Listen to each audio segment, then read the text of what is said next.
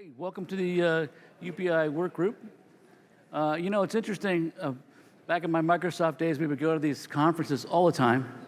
We put them on, and I remember when I first came to a RESO conference back in like 2013 or something, and everyone would give me, hey, when you go there, make sure you dress up. You got to have a jacket on and a tie. And I'm like, what? What for a conference? And I got there, and I don't really do that, but everybody else was in a jacket. They had a tie on. They're walking around. It was like, wow. I guess maybe he was right.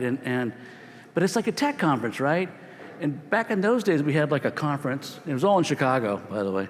And then we had another conference get together, and it was all like, hey, let's make this stuff work. And we would sit down at these computers, and we would do cool stuff.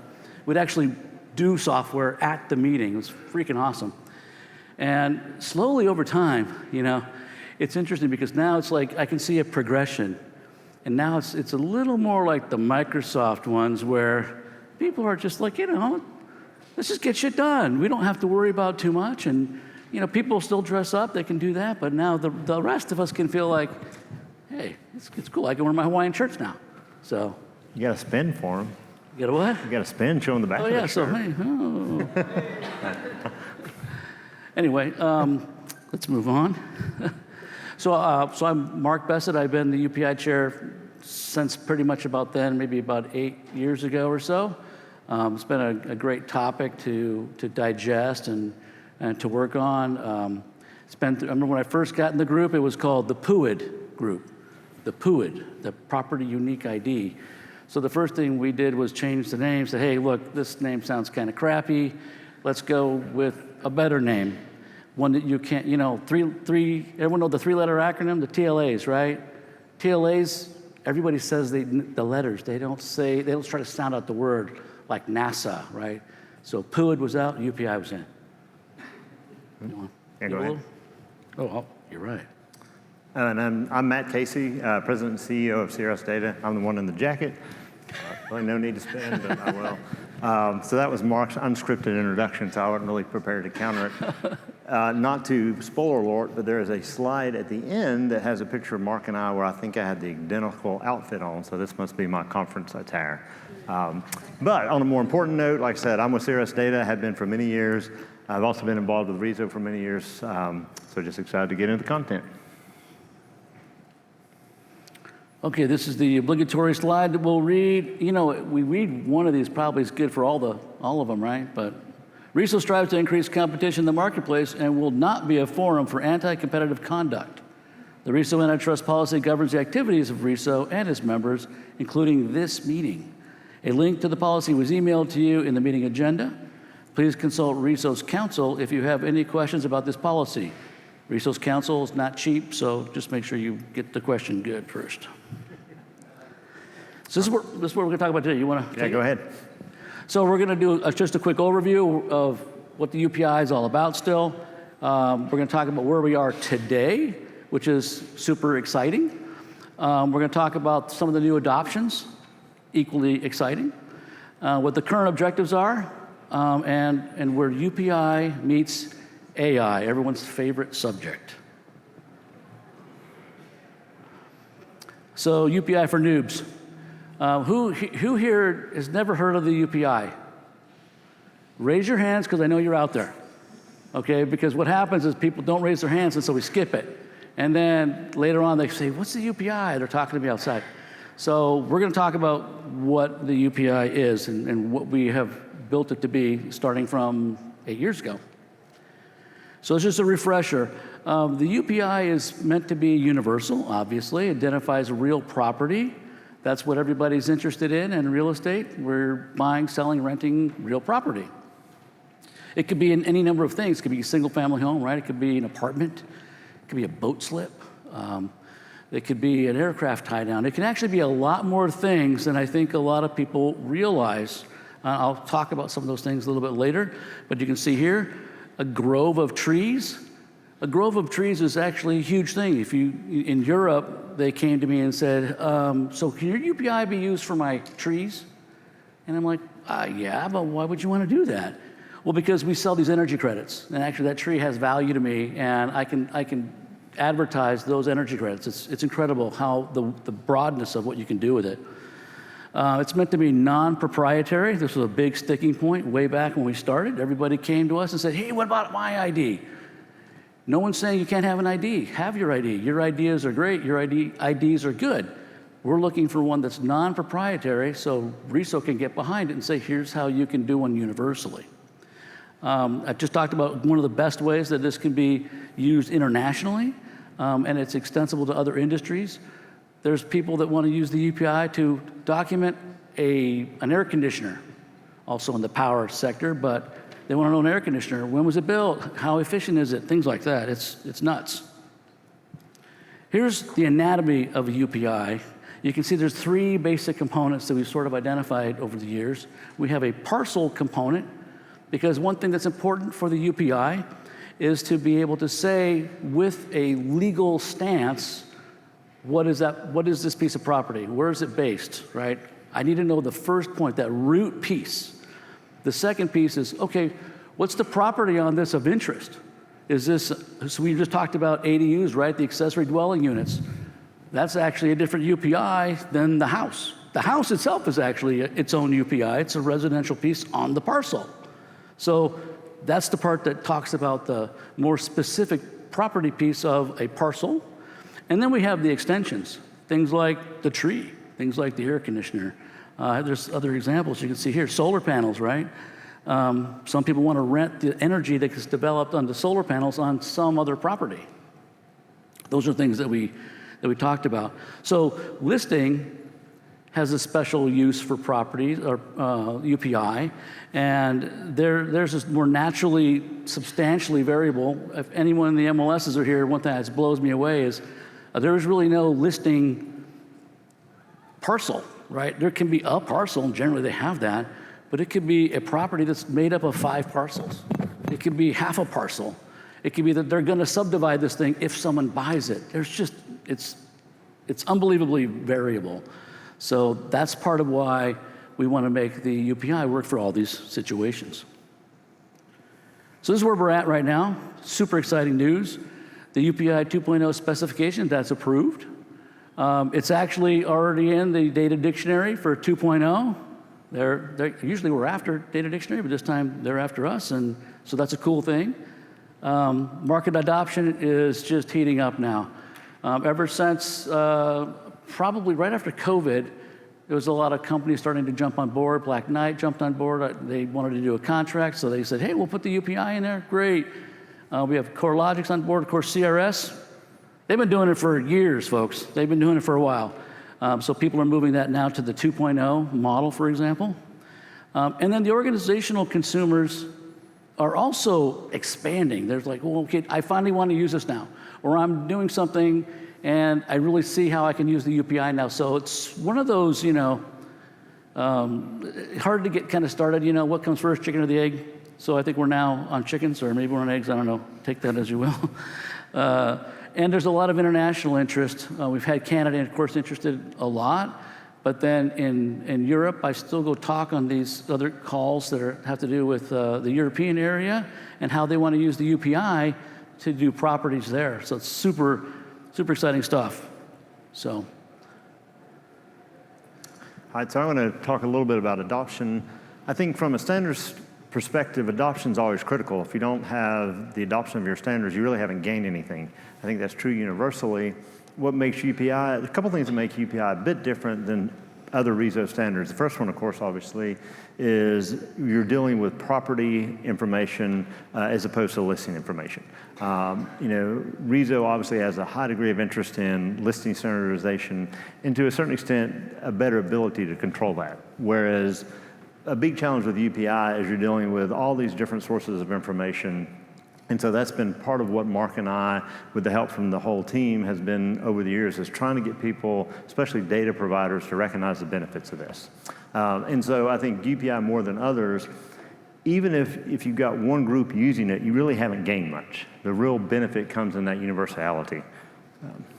So if you were here earlier today, this should look fairly familiar. We had a presentation from Hayden, the president of Placeky. So PlaceKey, if you don't know, as the first bullet says, they have a universal identifier designed to simplify matching, deduping, et cetera. To me, PlaceKey is a textbook example of the benefit, or the fact they've adopted UPI is really a good use case because they, as Mark said, if you're dealing with data, you're gonna have an ID. You just, even if it's just a counter. So their whole business is predicated on they needed a universal ID to bring data together, and that's what PlaceKey does. They decided relatively recently that, hey, to extend that usability to broaden the integration of multiple data sets, they also wanted to use UPI. So I'm really glad they were able to do that. And like their third bullet says there, they're able to do it fairly quickly. And like Mark said earlier, we just love three-letter acronyms. So you've got their UPI and their API. And like I said, they're able to do it fairly quickly and affordably. This slide, I think Hayden may have mentioned today, but if you want to see it at more of a data/coding level, on the left, right, on one side, the request side. If you didn't notice this before, I think, like I said, I think Hayden mentioned it, but didn't go into a lot of detail. But it's basically an API call for this property. So we are at 11 Cowboys Way, the Omni Frisco Hotel, and the response has both PlaceKey level detail, their IDs for both address and building, and then it also has the UPI. Going in, and I'll just mention this really briefly because it ties into the next slide. You can see that it's the URN RESO UPI 2.0. It's in this country of the US. The GeoID is essentially the state and FIPS code level information, and then the last number is the property ID. So real quick, I just want to add a quick note here. What this kind of looks like something really boring if you're not a tech guy. We like this kind of stuff, but something that I really want everyone to take note of.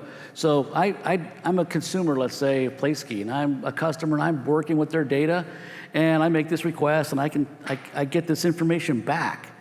And the information I get back is this UPI. It's part of what I get back. Now suddenly, because I'm a PlaceKey consumer and customer, I now have the ability to see other stuff. Like maybe I want to see something that, PlaceKey's not an expert in, the divorces. I'm just picking something out of the air here.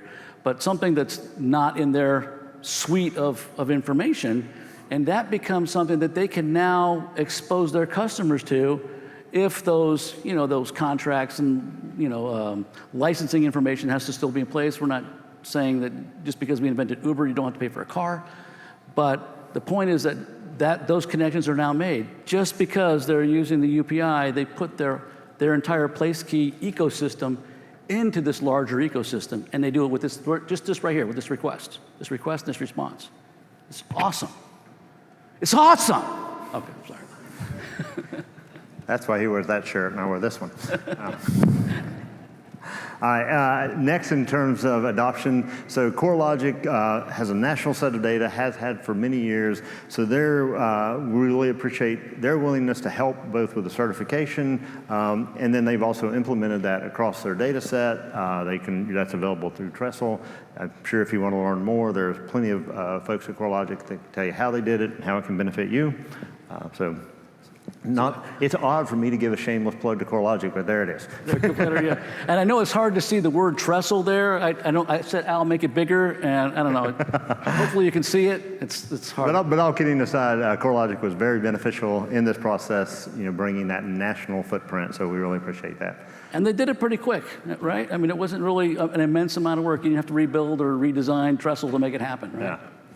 And so a few minutes ago, when I went into a little bit more detail about the GeoID, I was doing that in anticipation of this slide. So this slide and there's this one and the one after it, may seem slightly out of place, but really I want to make three key points here. The first one, because the subset that we're in is adoption. So this is a good example of adoption, although I don't think their actually name is on here.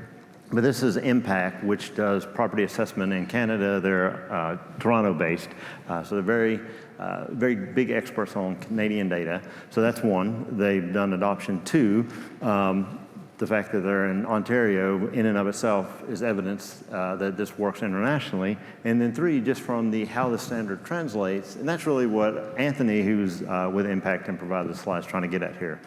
So as I mentioned a moment ago on place key slides, that GeoID is really how you take from it's a sub-country level. So if you're in the U.S., of course, as most, I'm sure everyone here knows, then you've got, states, counties, sub-counties, et cetera. And so this is sort of the Canadian equivalent. In Canada, they call it the SGC because you have to have a 3-letter acronym, but that's the Standard Geographical Classification. TLA, yes. And then this just shows a little bit differently, shows an actual example.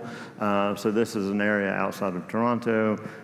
Here again, it starts the same way. URN RESO UPI version 2.0. Instead of US, it's CA for Canada.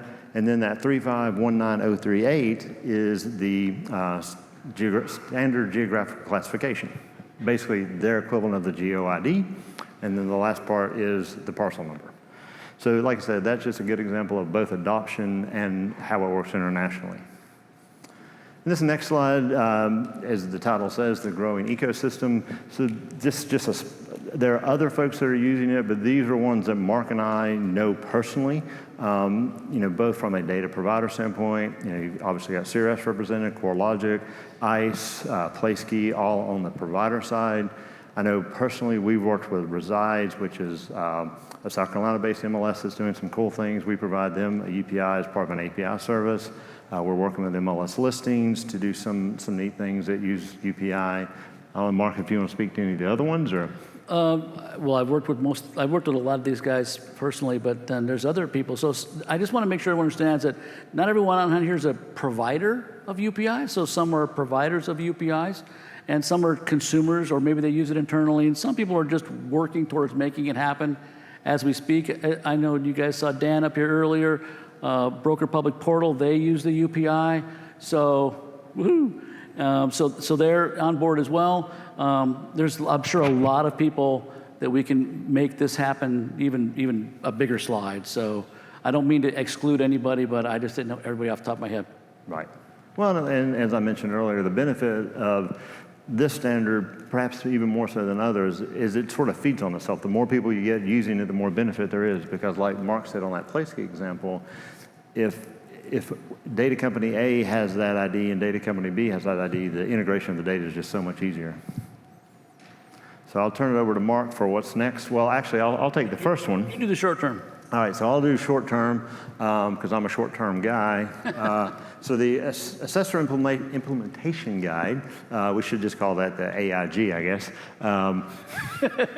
I'm really just keying on this 3-letter acronym here. But the Assessor Implementation Guide, it's really kind of a fancy way of, it's a use guide. And several reasons for that. If you heard any of our talks, or if you've been involved in the work group, part of that challenge is with universality.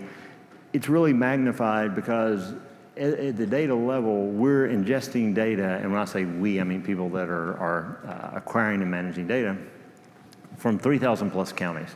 And so there's a lot of variability, and in multiple places it's pretty straightforward. County X calls the parcel ID one, I call it one, ICE calls it one, CoreLogic calls it one, et cetera. But then you do have problems with formatting, which we've tackled, I won't go into here. And then another challenge you get is sometimes there may be multiple variations. So there may be a parcel ID, a land parcel ID, an alternative parcel ID. And so I feel like a short-term goal is to provide some direction in how to navigate those variations. It's not necessarily a right or wrong, it's just if you want to be able to tie data together, you've got to have that same data set. That's right, and I like to say technology is easy, right? Technology is easy, it really is. I actually spent some time at Skunkworks, and I can tell you technology there is freaking hard. But technology in general, data stuff that we're doing in the consumer space, the tech part of what we're doing here really is not hard.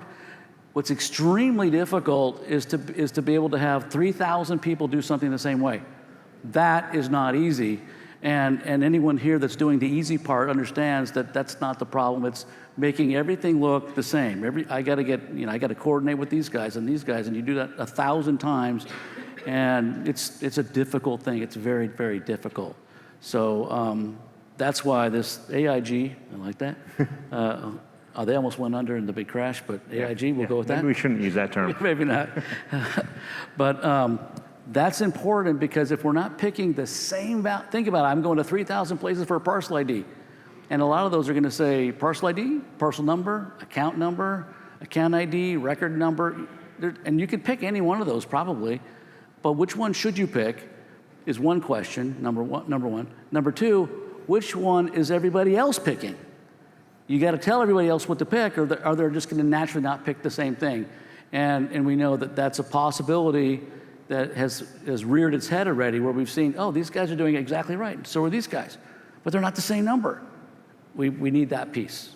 It's not 3,000 people doing it differently. I kind of overstated that a little bit, but there's enough people to where if we don't, there's enough counties, data sources is what I mean.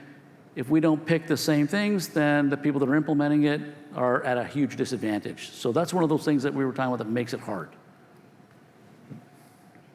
And this will help make it easy. Okay, I'll talk a little more. So before we were talking about what's a property ID? What are we talking about here? These are things that people have come into the work group with the problem to solve. These are things that people need to solve that are in real estate, and there's people that want to use real estate data that are sometimes in other industries. They would love to use this ID if it could do these things. You can see the plot right there. That's kind of a parcel. This one really has a house on it. You can see that in there, but that's a parcel. There's air rights over there, the little cartoony looking thing, and people are selling this like space. It's not even, you can't even put a geo-coordinate really in this, kind of like a volume, right? They want to be able to have that. By the way, we have these addressed in the version 1 that we need to move into version 2. There's a building with 200 apartments in it. There's no parcel for that. There's a parcel. Is there a parcel for the building? Yep, there's a parcel for the building. The land the building sits on, it gets taxed, but the people that are inside this building all have to share that. And that's like a stock cooperative type of apartment. And there's my tree example, right? There's the tree. Somebody wants to put a UPI in that tree so he can charge somebody using blockchain for the energy credits. So he can document that he has that energy credit to use to get that money. It goes on and on. There's a campus there. Most, like a university or whatever, they have a campus. They don't have each building does not have its own parcel, right? They all have different IDs though. So so we were building this thing out. We were talking to the 911 people.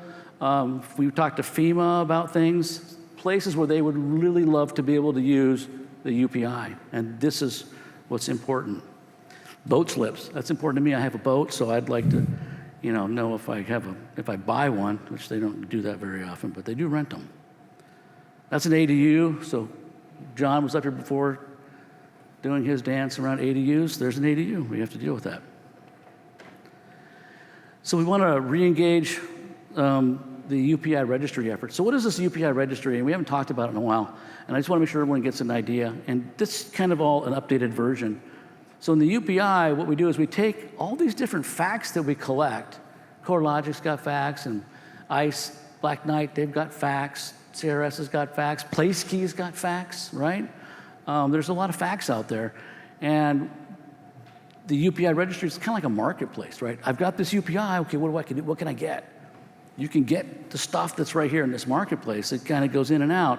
And we can see at the bottom here, there's a lot of people that RESO's all about, the professionals in this particular industry that are maybe at these MLSs or using the software for like Flex, right?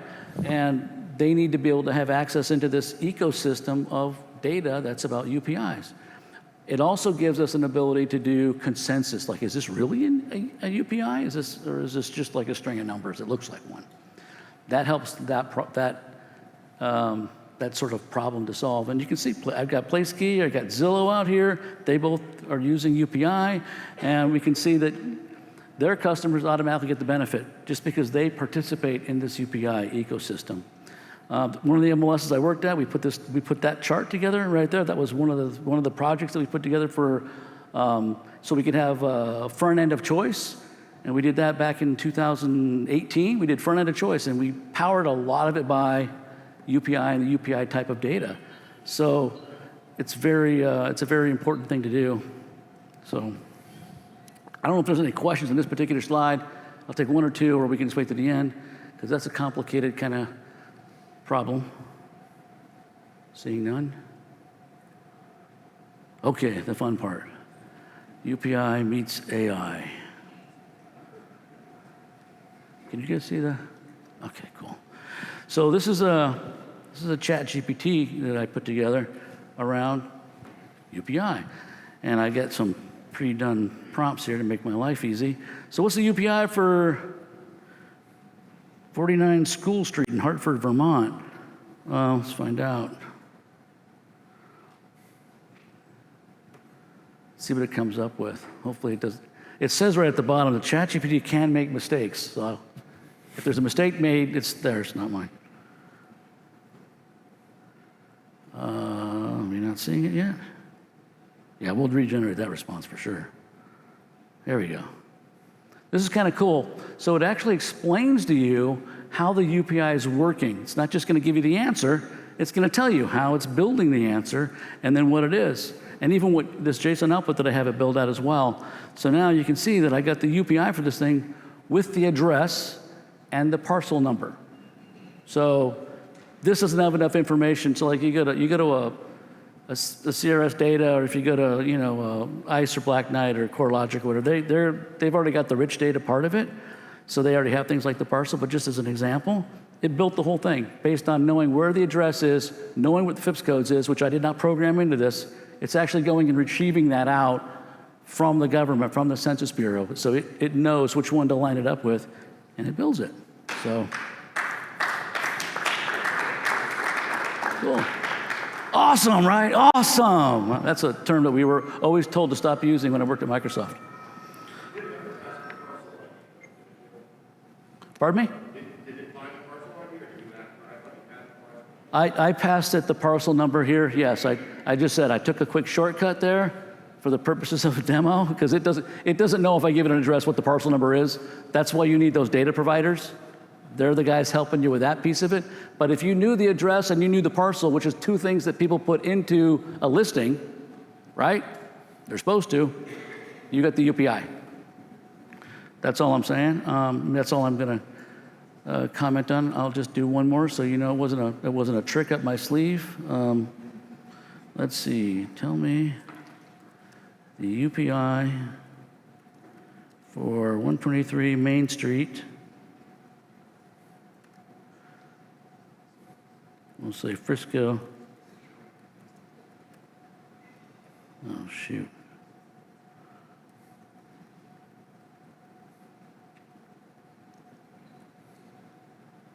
And I'm going to tell it. Actually, you know what? Here's what we'll do. I won't give it the parcel number. See what happens. It should say, hey, dude, I need the parcel number, right? Not provided, so we'll proceed without it. That's what it said. The last time I tried this, it does this, and it says, hey, with no parcel provided, this is what it is. But if I say, oh, okay, well, the parcel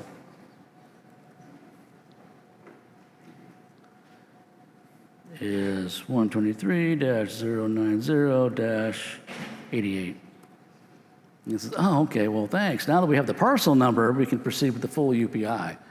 So.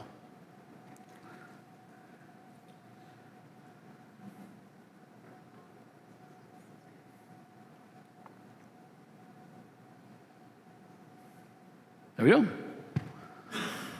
Did it 2 times in a row. We can keep doing. We can do this. We can play this game all night. Trust me. So that's pretty cool. And I think on the slide, we can go back to the slides now. So there's anyone that wants that, just let me know. You can also look it up if you put in Universal Property ID inside of. If you search for that GPT, you can find this. You can play with it. You can ask it questions like, "What am I supposed to do for this?" Or, why does the UPI format something a certain way? And it will give you back information about the UPI. It's almost like a documentation thing a little bit.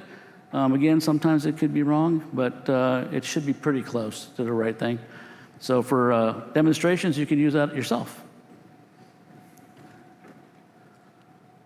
Okay, so this is when we meet. We meet the 4th Wednesday at 3 o'clock Eastern time. Noon, lunchtime, if you're in my time zone.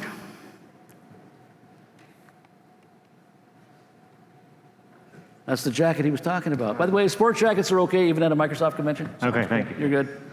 Consistency is important. So one thing we want to say is that I've been doing this for 8 years. Matt's been doing it for almost 8 years. I'm working on a lot of stuff, and I'm having just some bandwidth issues. So we talked to Sam and said, hey, we're going to have to step back for a little while and kind of let the group go. He's like, sure, don't worry about it. So we're not going to be on the stage next time. My heart's in this. I'm totally passionate about it. I feel like I can't give it what I need to give it to really continue to keep it grow. So this is going to be the last. I don't know if there's anything you want to say. I'm still going to be around. I'll still be at RESO. RESO is a great organization. We can't do what we're doing without. And I'm not even going to say Sam because everyone knows that, but we have Greg and we have Jason and we have Suzanne and Meredith, Claire, everybody. There's such a good team. Josh already has his name said so many times, and he does help us as well. So it's a great team that they have, and it's a huge resource for the community. It's been great to have them helping us out. If I continue, it's gonna be bad. So No. Like Mark said, it's been a pleasure to work on. I think he and I both kind of just felt like we got it to the point it is, and time for some new leadership, new direction. So neither of us are gonna exit stage left. I mean, we literally will in a moment. But in terms of the larger picture, we'll still be around. Sam can probably speak to how we go from here if we restructure the group, new leadership. But I really appreciate everyone who helped participate, both at a staff and at the work group level. So it's been great. I think there's a lot of work left, but we need some help. That's all. It's a lot of work left. But this is a huge milestone. Huge Gotten milestone. us here through years of leadership. And yes, we want more fresh blood. We've still got projects to work on here, but an incredible step for the organization and for the standard that you worked through for many, many years. And for that, please give these folks a big round of applause for their leadership. Yeah.